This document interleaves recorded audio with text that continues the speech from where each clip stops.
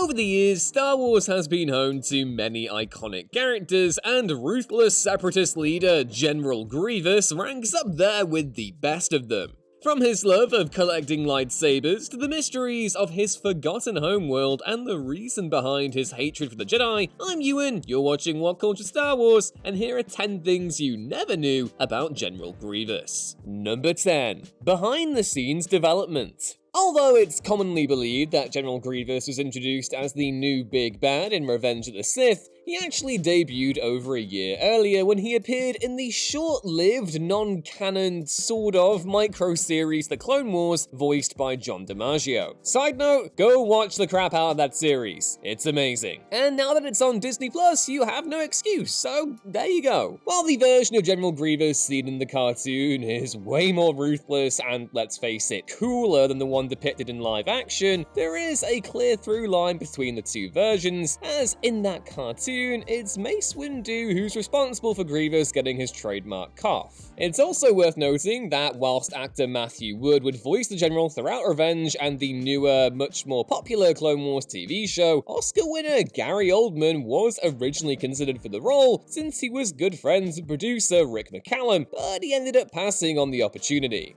Number 9. Life before the Clone Wars.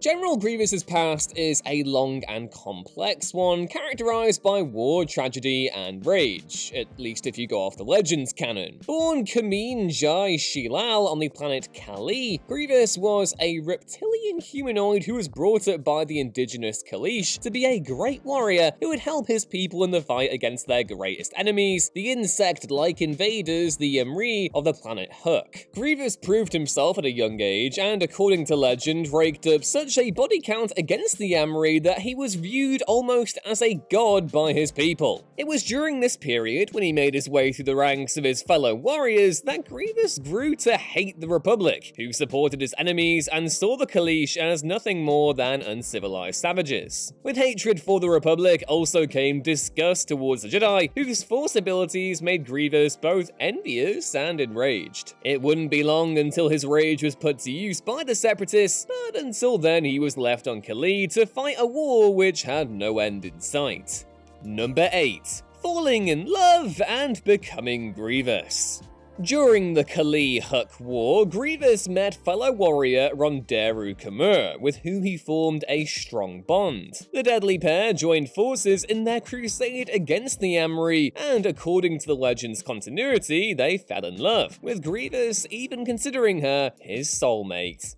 Aww. Together, the duo were known for their ruthless battle tactics, which is extremely romantic, but their time together was cut short when Kamur was killed in battle. Her body was lost to the sea, and Grievous was thrown into a rage-fueled depression when he couldn't retrieve her body for a proper Kaleesh burial. In Legends, it was here the future Separatist leader changed his name to Grievous as a way of grieving, you get it, Kamur for the rest of his life, and as punishment for not finding her body. Tragic as it was for Grievous to face such a loss, his despair and anger only made him a more vicious warrior and tactician, and he continued the fight against the Emri filled with more determination and obsession than ever before. Number 7. Siding with the Separatists to save his people. The turning point in Grievous's life came after Kamur's death, when the Republic joined the fight against his people and set up numerous trade routes that blocked the planet from engaging in any form of communication in the free galactic market. Suddenly desperate, Grievous decided to join the Separatist-fronted banking clan, who wanted the warlord to lead their growing droid army in return for freeing his planet from the Republic's rule. Having agreed to lead the Separatist army, Grievous began to quote-unquote improve his strength and fighting abilities by fitting himself with powerful cybernetics. He became more powerful than ever, and even though he was nothing more than a puppet for Separatist leader Count Dooku to control, he loved his newfound power and saw it as an opportunity to hurt the Republic and destroy the Jedi. And yeah, although much of his backstory hasn't been confirmed outside of the Legends continuity, it nonetheless paints a striking portrait of the man Grievous once was, and the monster he was now destined to become.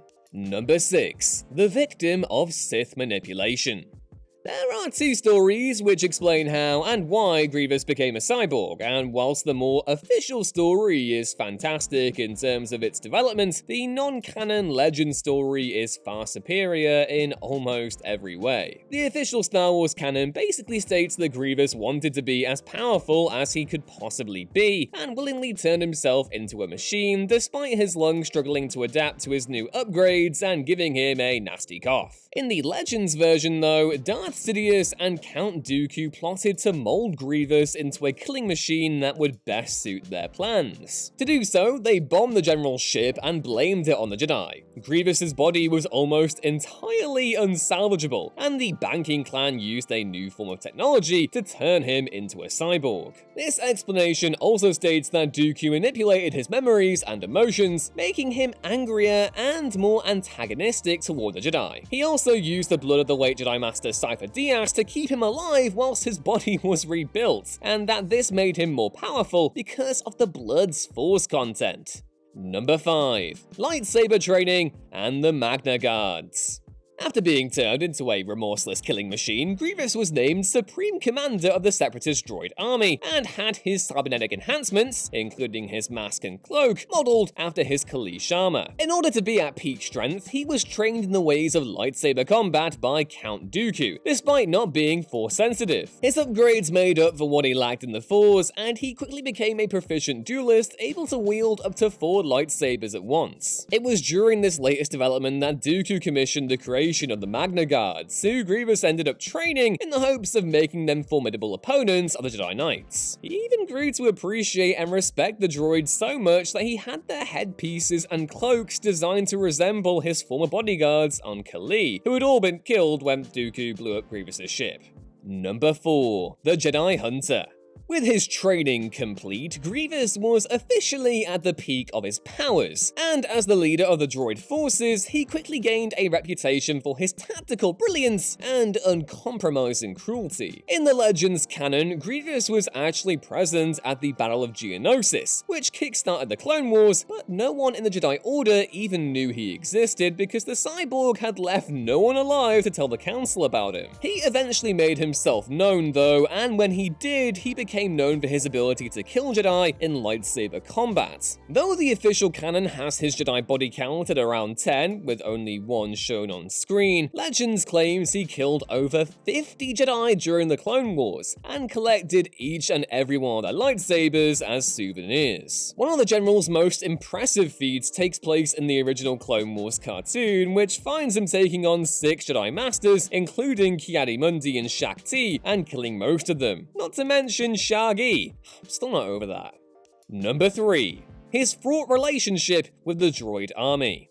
Despite his power and reputation as an unstoppable Jedi hunter, General Grievous had a few fatal flaws which troubled him throughout the Clone Wars. For one thing, in the Legends continuity, he was deeply ashamed of his cybernetics, thinking himself as nothing more than an imperfect machine. When Dooku named him commander of the droid army, he took it as an insult and was often self-conscious about his looks, his nasty cough, and the fact that he was more machine than man. In the canon, his biggest issue, and it's an ironic one considering his role, was that he hated droids. Other than the MAGNAGUARDS that readily left his side, he thought that all droids were stupid and useless, and that lack of humanity made them weak and ineffective. This put him at odds with Dooku a couple of times, since the Count was actually pretty proud of his droids. Even with the issue of his droid prejudice though, Grievous knew how to lead his army, and did so better than any other Separatist leader. Number 2. Clashing with Boba Fett. Much like Grievous, Boba Fett is an iconic Star Wars villain whose OG appearances didn't really do his awesome design justice, and it might come as a shock to learn that the pair have actually clashed before. After aligning himself with vicious intergalactic gangster Jabba the Hutt, Boba was given his first off-world assignment near the end of the Clone Wars. Sent to the war-torn planet of Dagobah, he was ordered to assassinate Separatist leader Wat Tambor. It was meant to be an easy mission, but the young bounty hunter Vader was blindsided by the arrival of Grievous, who easily overpowered him. Boba faked his death and escaped, meaning he actually failed the first major assignment his boss had given him. This meeting can be found in the young adult novel Boba Fett: A New Threat, which, whilst a best-selling and well-reviewed story, is not considered part of the official Star Wars canon anymore. Still makes for one hell of a meetup though. And number 1, paving the way for Darth Vader. By far the most intriguing aspect of General Grievous's existence is in how much he foreshadows the fall of Anakin Skywalker and the rise of Darth Vader. Both Anakin and Grievous were once proud warriors fighting for what they thought was right, only for their worldviews to be shattered by the power of the Sith. They'd both become unstoppable, remorseless cyborgs with an unquenchable thirst for power, and they even shared issues with breathing. None of this is by accident. Much like Maul in the Clone Wars, Grievous's cybernetic enhancements were always meant to recall memories of Darth Vader to emphasize the endless loop of light versus dark in the galaxy. Even cooler than that, though, is the fact that the new technology used to keep Grievous alive and turn him into a cyborg was the same tech used to save Anakin and make him become the imposing Dark Lord audiences know and love. Robotic limbs, breathing apparatus, and all. Grievous may not have been around for as long as he maybe should have been, but his impact on Star Wars lore is massive. It's long overdue for his origin story to be retold in the new canon.